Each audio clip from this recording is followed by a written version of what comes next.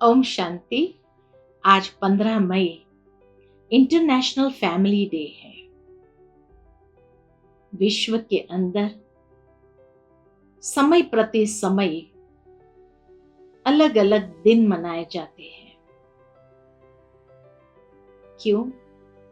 क्योंकि शायद धीरे धीरे जो संस्कृति थी वो लुप्त होती जा रही है। विश्व में पारिवारिक संबंध से एक दूसरे के साथ जुड़े थे, वो फैमिली वैल्यूज थे। लेकिन धीरे धीरे विश्व में वो फैमिली वैल्यूज लुप्त हो गए, परिवार टूटते गए, अलग अलग होकर के सब रहने लगे। क्या ये भी कोई जीवन है? भारत की संस्कृति देखो तो एक समय था जब संयुक्त परिवार होते थे, जहां सारा परिवार इकट्ठा रहते थे और आपस में बहुत प्यार होता था। एक ही रसोई घर में सबकी रसोई पकती थी और परिवार में भी कहां बच्चे बड़े हो जाते थे पता ही नहीं चलता था, माता पिता हो गए। लेकिन धीरे धीरे फिर न्यूक्लियस फैमिलीज होने लगी, परिवार बिखरने लगे। नौकरी धंधे के कारण चाहे शहर में जाने लगे और जो संयुक्त परिवार थे वो बिखरते हुए न्यूक्लियस फैमिलीज हो गई। वहां तक भी ठीक था कि कम से कम एक ही परिवार के अंदर माता पिता बच्चे तो रहते थे। लेकिन धीरे धीरे फिर आवश्यकता, इच्छाएं बढ़ने लगी और इन इच्छाओं की पूर्ति के लिए माता पिता दोनों काम पर जाने लगे, तो बच्चे अकेले घर में रह गए। अकेले किसके साथ रहे और अकेले वो बच्चे कैसे बड़े हो? तो कहीं ना कहीं टीवी का सहारा या कोई बाहर से व्यक्ति रखा जो उनकी संभाल करे। तो नेचुरल है कि जो संभाल करेगा वो संस्कार भी तो वही देगा, और वही संस्कार होने से धीरे धीरे परिवार के अंदर भी मनमुटाव होने लगा। एक दूसरे से संबंध में वो प्यार समाप्त होने लगा, वो प्यार लुप्त हो गया और तब वो एक परिवार भी बिखरने लगा और धीरे धीरे सिंगल पेरेंटिंग हो गया, या बच्चा मां के साथ या पिता के साथ। और इस तरह से वो बच्चे बढ़ने लगे। अब नेचुरल है, परिवार की फीलिंग क्या होती है वो उन्हें पता ही नहीं है। तो ऐसी जब फैमिलीज हो गई, सारी फैमिलीज जब बिखर गई, तब आज ये दिन मनाना पड़ता है ताकि कम से कम इस दिन के माध्यम से भी लोग एक दूसरे के समीप आए, टूटे हुए परिवार फिर से कहीं न कहीं जुड़ाव में आ सके, अनुभव करे। इसलिए ये दिन मनाए जाने लगे। लेकिन देखा गया है कि फैमिली का जो शाब्दिक अर्थ था, फैमिली अर्थात father and mother I love you, ये कहना पड़ता है। पहले के समय में ये कहने की आवश्यकता नहीं होती थी, क्योंकि इतना प्यार परिवार में ऐसे बंधा हुआ था, एक दूसरे के बीच एक ऐसा बॉन्ड था जहां साथ में मिल करके बैठ के भोजन करना, साथ में बैठ करके सभी प्रॉब्लम्स डिस्कस करना, कोई भी बात हो तो एक दूसरे को सुनाना और एक दूसरे का सानिध्य महसूस करना। कहा जाता है कि एक परिवार जिसमें माता पिता और बच्चे,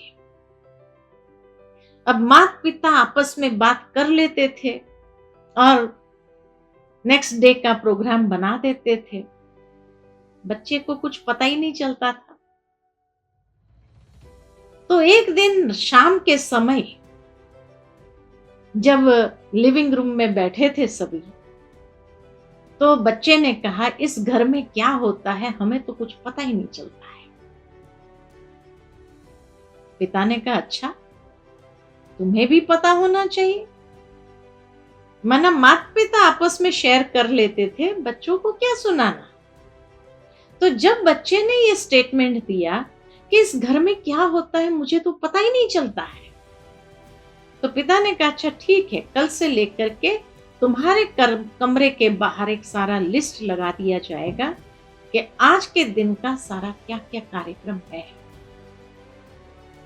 ठीक है, दूसरे दिन से सुबह से ही पिता एक लिस्ट तैयार कर देते थे, आज क्या क्या होने वाला है, क्या क्या कार्यक्रम है, वो सारा उसके बाहर, कमरे के बाहर लिस्ट चिपका देते थे। हफ्ते के बाद शाम को फिर जब लिविंग रूम में बैठे थे, फिर बच्चे ने ये कहा कि इस घर में क्या होता है हमें तो कुछ पता ही नहीं चलता है। क्या क्यों? तुम्हारे कमरे के बाहर तो रोज लिस्ट लगा दिया जाता था कि आज क्या क्या होने वाला है, फिर ऐसे कैसे कहते हो। भावार्थ बच्चे का यह था कि परिवार माना जहां शेयरिंग और केयरिंग हो, उसी का नाम तो परिवार है। शेयरिंग जो बात है उन्हें लिस्ट के रूप में चिपकाया हुआ नहीं चाहिए था, लेकिन वो समझता इस परिवार का मैं हिस्सा हूं, इस परिवार का मैं भी हिस्सा हूं, तो मेरे साथ भी हर बात शेयर किया जाए, ये उसकी चाहना थी। तो इसीलिए कहा, आज परिवार के अंदर सभी बैठे हैं, लेकिन हर कोई अपने अपने मोबाइल पर लगे हुए हैं। परिवार में होते हुए भी वो पारिवारिक फीलिंग, वो शेयरिंग, वो केयरिंग लुप्त हो गई। और इसीलिए आज इसकी आवश्यकता है। तो परिवार के अंदर हम सब जहां एक साथ एक छत के नीचे बैठ करके कुछ समय मोबाइलों को साइड में करते हैं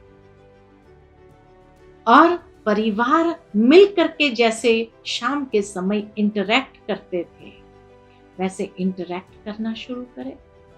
अर्थात हम अपने फैमिलीज को, परिवार को सचमुच का वाईफाई होम्स बना दें। वाईफाई होम्स माना वो इंटरनेट वाला नहीं। एक बार कहा जाता, एक दादा दादी ने अपने पूरे परिवार को बुलाया भोजन पर, ताकि फैमिली पूरी इकट्ठी होकर के बैठे, बात करे, शेयर करे क्या क्या हो रहा है। सब बच्चों को बुलाया, सभी आए, लेकिन हर कोई के लिए ये नियम रखा गया था कि सबको अपने मोबाइल फोन्स डोर पर ही एक बॉक्स जो था उसके अंदर डाल देना था, जमा कर देना था। बॉक्स लॉक था, कोई भी निकाल नहीं सकता है। क्योंकि दादा दादी ने देखा था कि पिछले साल जब उन सबको इनवाइट किया था तो सब अपने अपने मोबाइल्स पर लेकर के बैठ गए और दादा दादी एक कोने में एक दूसरे का मुंह देखते रहे। तो इसलिए इस साल उन्होंने नियम बनाया था कि कोने में ही बॉक्स रखा है, वहां मोबाइल डाल देना है, जाते समय आपको मिलेगा और खूब एंजॉय करना है। और सचमुच में वो फैमिली एक वाईफाई होम बन गया। वाईफाई होम का मतलब है without internet family interaction. Wifi without internet family interaction बहुत बहुत आवश्यकता है, यह वर्तमान समय की पुकार है। क्योंकि तभी हम एक दूसरे को वो अपनापन महसूस कराए, नहीं तो धीरे धीरे लोग डिप्रेशन के शिकार हो रहे हैं। यही अकेलापन उनको अंदर से खाया जा रहा है।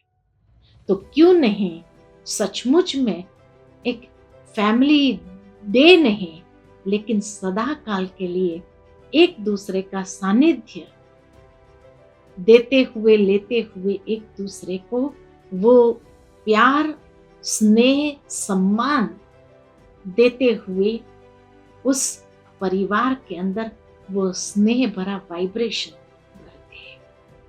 आज जब कोरोना काल देखते हैं तो कई परिवारों में से लोग कोरोना के शिकार हुए हैं और इसलिए परिवार के अंदर कई लोग एक साथ में भी चले गए। तो ऐसे समय में उन लोगों के साथ भी जो पारिवारिक स्नेह है वो बांटने की आवश्यकता है।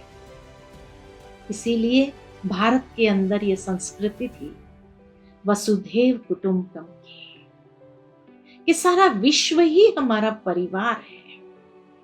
और इसीलिए जिन परिवारों में जिन्होंने भी अपने माता पिता को खोया है, परिवार को खोया है इस कोरोना की बीमारी में, उनके साथ भी वैश्विक स्तर पर अर्थात एक वसुधैव कुटुंबकम के भावना के साथ हम सब परमात्मा के संतान हैं और उस फीलिंग के साथ एक दूसरे के समीप आए, एक दूसरे की केयर करें, उनके साथ भी कुछ बातें शेयर करें और शेयर करते हुए उन्हें ये पारिवारिक वासना जरूर दें। यही परमात्मा हम बच्चों को सिखाते हैं, क्योंकि एक परमात्मा की संतान होने के नाते हम सभी एक परिवार के ही सदस्य हैं।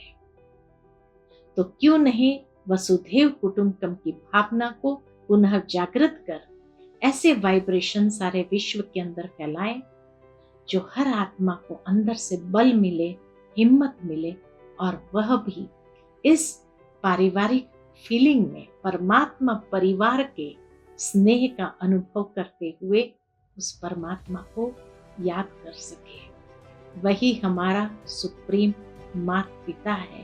तो उसके प्यार को, उसके वर्षे को, उसके सद्गुणों को, शक्तियों को हम जीवन में अनुभव करें। ओम शांति।